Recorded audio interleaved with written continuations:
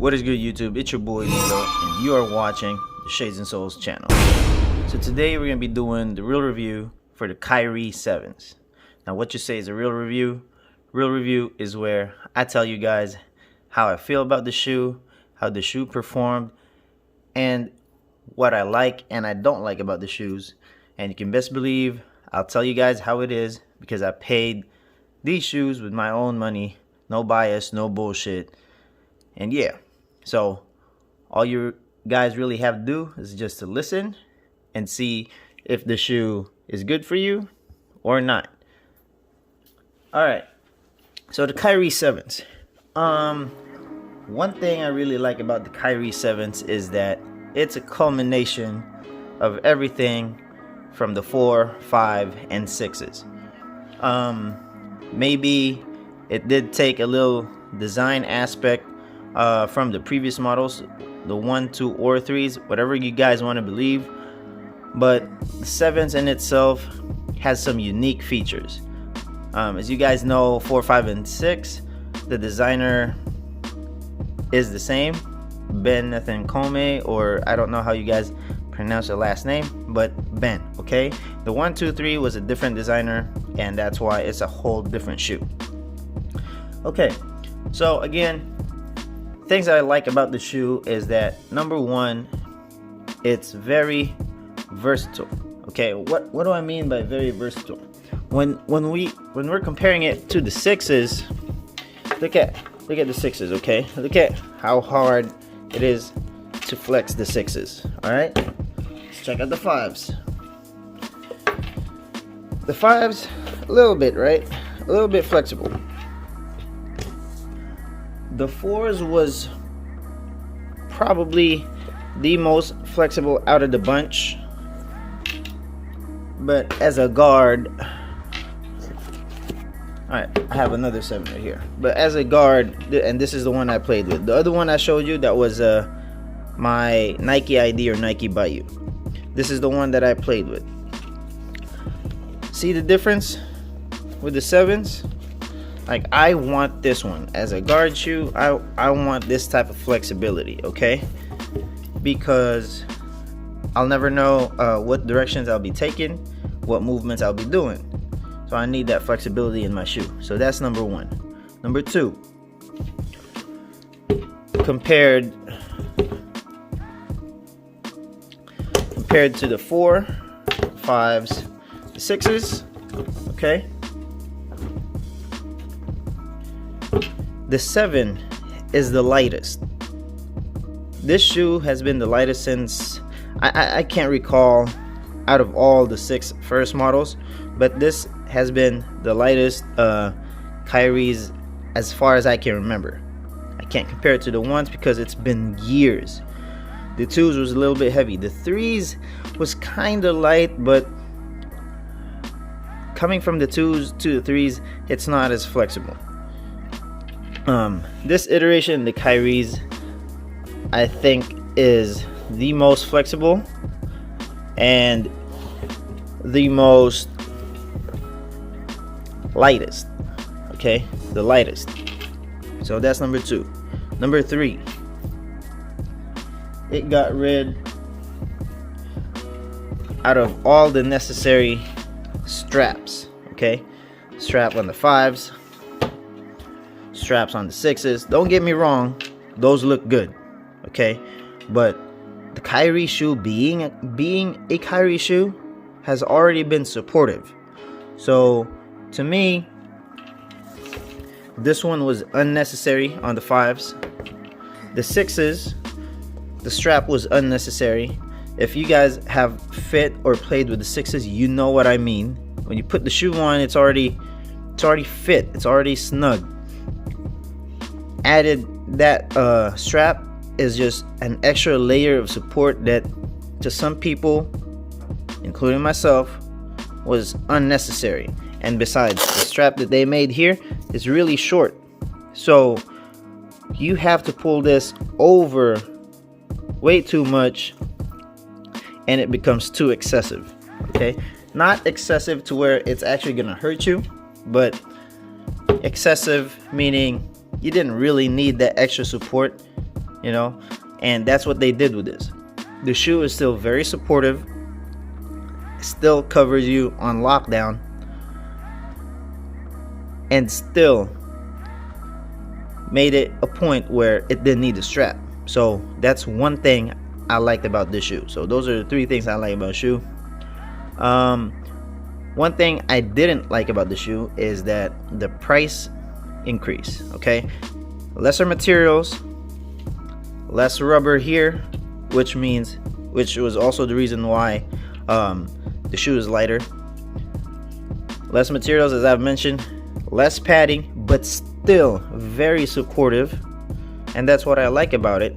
But the price, I don't understand why there's a price hike for it, but it is what it is. Maybe you pay a little bit extra for the shoe to be lighter, more versatile. Okay, I get it, but at least it's not like a $20 hike or something over that. It's just a $10 hike. So I'll take that hit. Other than that, there's really nothing else I don't like about the shoe, because everything about the shoe I like, including those first 3 things that I told you. And let's go on with the traction. Now, I haven't played in this indoors, but from the way this performed outdoors, oh my goodness, man. Oh my goodness, the grip was amazing. Okay, I can only imagine what it would be like if I was actually able to play in an indoor court with this. And for this pair, I'll probably end up returning it, because I'll stick with my pair. Coming from an ID or a Nike Bayou, and I got myself a white XDR rubber. And the reason why I always pick XDR is because it's gonna be for the same price anyways if I do a Nike Bayou. So I picked the XDR rubber just to make it last longer, and if there's any chance I'll be playing outdoors, then I have that ready. And why did I pick white? It's just been an experience of mine from Nike, especially in the Kyrie lines, that the white outsoles, for some reason, just has a better grip. I don't know if it's just my experience or your guys' experience as well, but if it's a colored outsole coming from Nike, it just doesn't grip as good as the white ones. Again, that's just my experience. I don't know if that bolds the same for you guys or not. The midsole, as I have mentioned in my unboxing video, is also one thing that I like, because they shaved it down. And what am I comparing it to is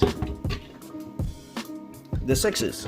Okay, you can see where the crease line is, and the 7 is actually a little bit lower than the 6s.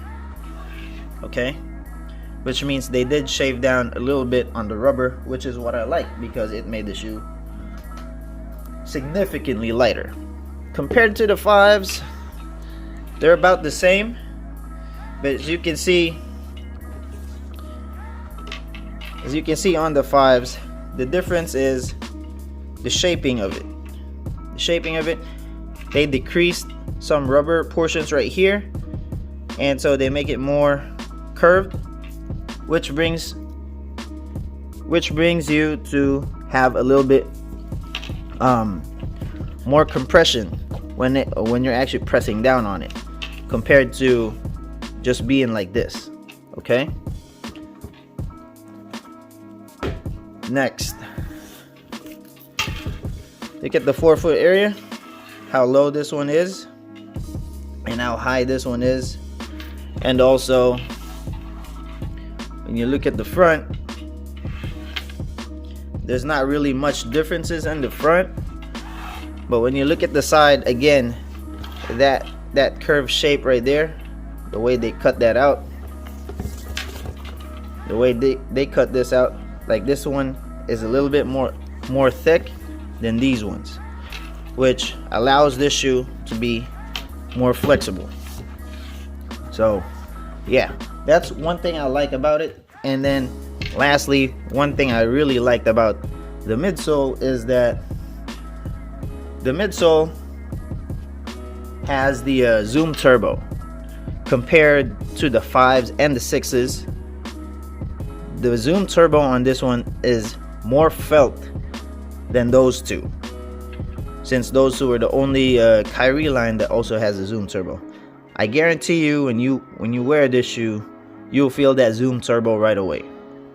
I love it, and I love how they've shaven it down, so now you have even better court feel in the Kyrie shoe with sufficient enough cushion for your forefoot.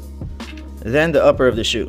The upper of the shoe, although yes, they did minimize on the materials, but again, as I have mentioned in the beginning, it's just as supportive, still provides that lockdown, and I love it. I love it. Like, when you actually wear this shoe to go play, like, it doesn't even need a lot of break-in time. The first day I played with the shoe, it felt the same the second, the third, the fourth time I was wearing it. Like, the shoe breaks in pretty quick, and you can definitely, coming from the 6s, you can definitely feel the changes. And lastly, the sizing of the shoe. For the sizing of the shoe, I know most people go up half a size. I've already told you guys the way I want my shoes is a snug fit, right? As a matter of fact, I ordered my true to size on this, which is an 8.5 and a size 9, although the size 9 hasn't arrived yet for me to actually try to feel it out or whatever. I've already played in the 8.5s, and I'm pretty confident that I'm sticking with the 8.5. And if I do change that narrative, I'll probably post that on my Instagram, but for now, I know I'll be sticking with an 8.5 for the Kyrie 7s. For wide footers, you definitely need to go up half a size, because the shaven down portion on here, or the downward slope on here, is probably gonna hurt you. And look at this, like, it's not even that wide. So wide footers, definitely fit the shoe first if you actually can. But lengthwise, like from forefoot to the heel, it's very true to size. Like, there's no extra spaces, no nothing. Okay, so if you guys want that extra space, better go up half a size. And again, for wide footers, just fit it in the stores if you can before buying. That's your safest bet. One other thing I forgot to mention, I just remembered when I put the shoe up like this.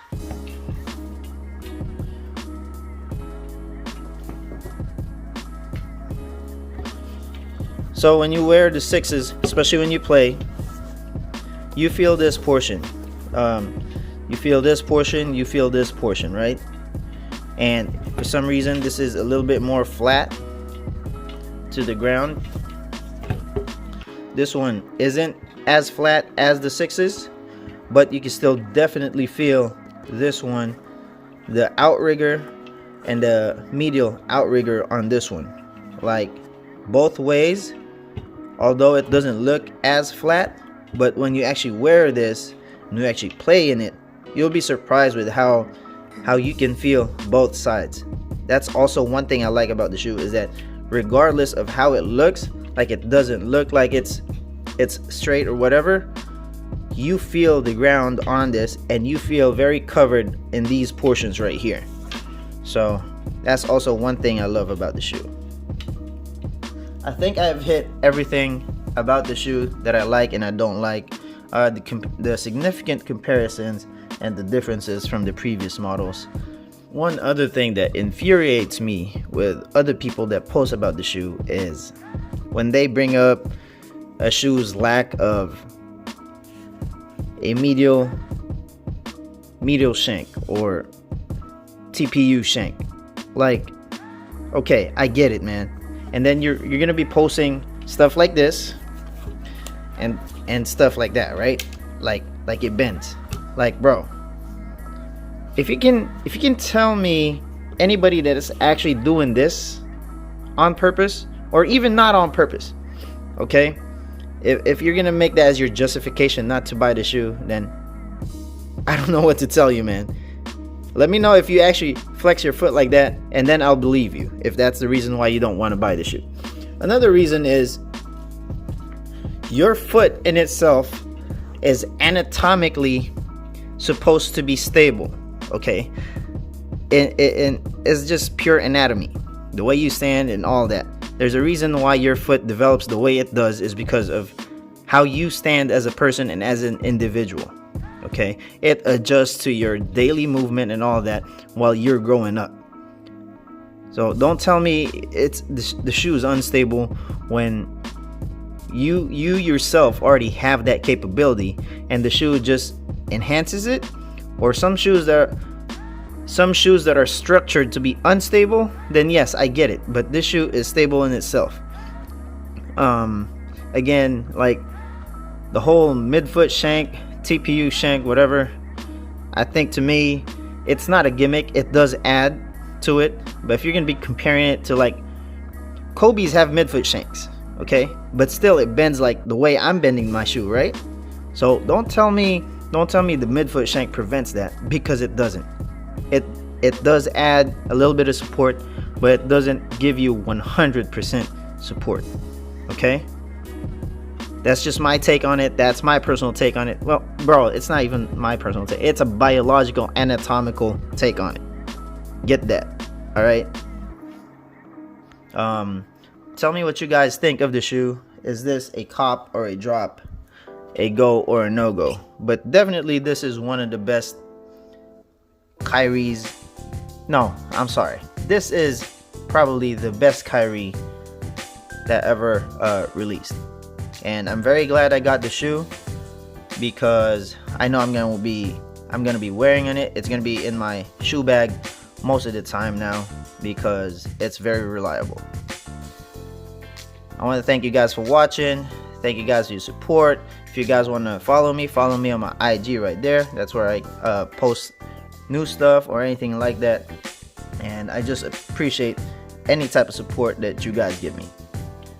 I'll see you guys soon, and please make sure to subscribe to the channel if you haven't done so yet, and like the video. Thank you guys, and again, I'll see you guys soon. It's your boy Diesel signing out. Peace.